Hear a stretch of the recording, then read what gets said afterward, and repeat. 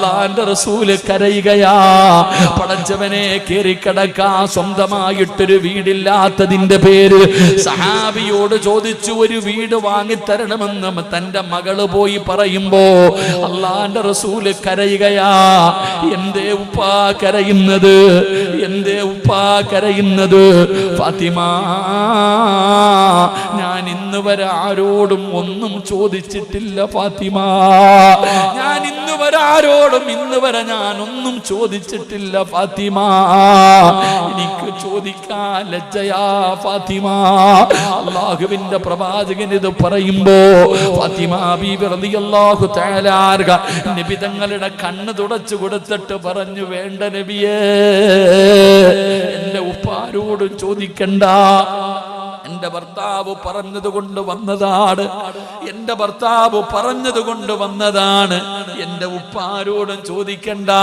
പടച്ചവനെ, ഫാത്തിമ ബീവി സംസാരിച്ചിട്ട് കരഞ്ഞുകൊണ്ട് പോകുമ്പോ ഇതൊക്കെ ഒരു സഹാബി കേട്ടുകൊണ്ട് നിൽക്കുകയാണ്.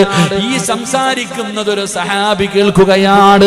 ആ സ്വഹാബി ഓടിച്ചെന്നിട്ട് ഹാരിസത്ത് ഇബ്നു നുഅ്മാൻ എന്ന് പറയുന്ന സ്വഹാബിയോട് ഈ സംഭവം അവിടെ നിന്ന് പറഞ്ഞു കൊടുക്കുമ്പോ ഹാരിസത്ത് ഇബ്നു നുഅ്മാൻ റളിയല്ലാഹു തആല അൻഹു ഓടി വരികയാ ഇലാ ഹദ്റത്തി റസൂലില്ലാഹ്.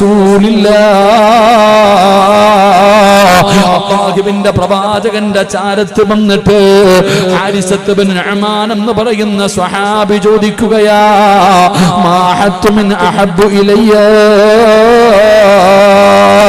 ആ സഹാബി പറയുന്നു, നബിയേ, ചോദിച്ച എന്നോട് ചോദിക്കാൻ എന്തിനാ നബിയേ? ലജ്ജ എന്തിനാ? 2 വീടുമെങ്കിലും ഞാൻ തരുമല്ലോ. എന്റെ 2 വീട് വേണമെങ്കിലും ഞാൻ തരാ നബിയേ. ഹാരിസത്ത് ഇബ്നു നുഅ്മാൻ എന്ന് പറയുന്ന സ്വഹാബി പറയുകയാ, യാ റസൂലല്ലാഹ്, ആ വെറുതെ കിടക്കുന്ന വീട് ഫാത്തിമയ്ക്ക് ഞാൻ കൊടുക്കാൻ നബിയേ.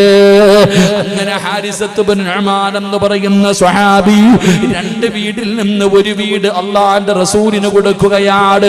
തന്റെ പൊന്നാര മകളായ ഫാത്തിമയ്ക്ക് കൊടുക്കാൻ. പടച്ച റബ്ബേ,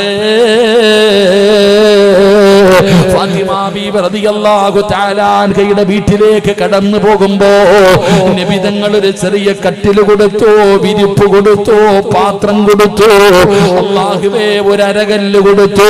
ഇങ്ങനെ തുച്ഛമായത് മാത്രമാണ് ഈ ലോകത്തിന്റെ നേതാവിന്റെ പൊന്നാര മകളുടെ വീടിനകത്തുണ്ടായിരുന്നത്.